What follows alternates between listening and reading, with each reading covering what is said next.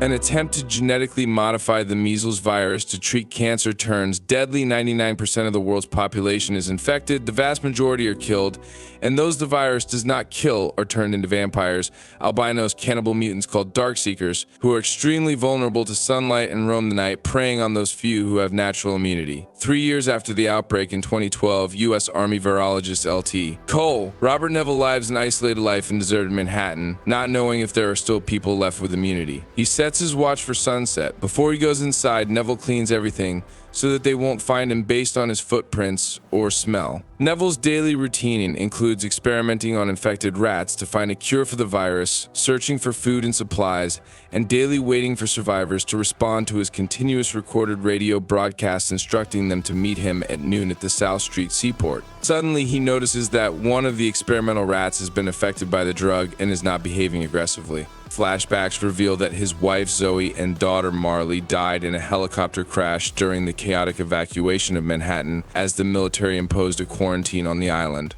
Neville himself remained with other servicemen. Neville's only companion is his German shepherd Samantha, and to cope with his loneliness, he regularly talks to certain mannequins and characters on tapes from video stores. At night, he and Sam lock themselves in their heavily fortified house in Washington Square Park to hide from the Darkseekers. One day, while Neville is hunting a deer, Sam chases him into a dark building. Neville follows her carefully and finds the deer's corpse along with Sam, only to find the building infested with Darkseekers. Both escape unharmed, but the attacking Darkseekers are killed by sunlight. Neville finds a promising cure derived from his own blood, so he sets a trap and captures the female Darkseeker. The male Darkseeker tries to chase them, but is stopped by sunlight and returns to the shadows. Back in his laboratory in the basement of his home, Neville treats the female, apparently without success. The next day, Neville spots Fred, a mannequin usually at a local video store, standing outside Grand Central Station, and shoots him in confusion.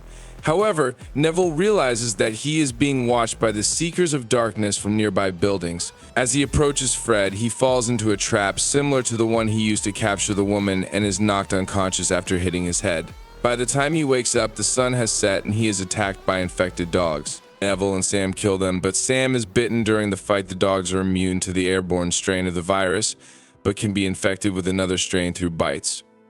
Neville injects her with a strand of his serum, but when she shows signs of infection, Neville is forced to strangle her to death as she begins to transform. Heartbroken and driven by rage, Neville ventures out and deliberately attacks a group of Darkseekers the following night before being rescued by two immune people, Anna and a boy named Ethan, who had traveled from Maryland after hearing his broadcast. They transport the injured Neville back to his home, where Anna explains that they survived the outbreak aboard a Red Cross evacuation ship from Sao Paulo and are heading to a survivors camp in Bethel, Vermont. Neville claims that no such survivor camp exists. As Neville continues to work on treating the female Darkseeker, he suggests that by lowering her body temperature with ice, he can increase the effectiveness of the treatment.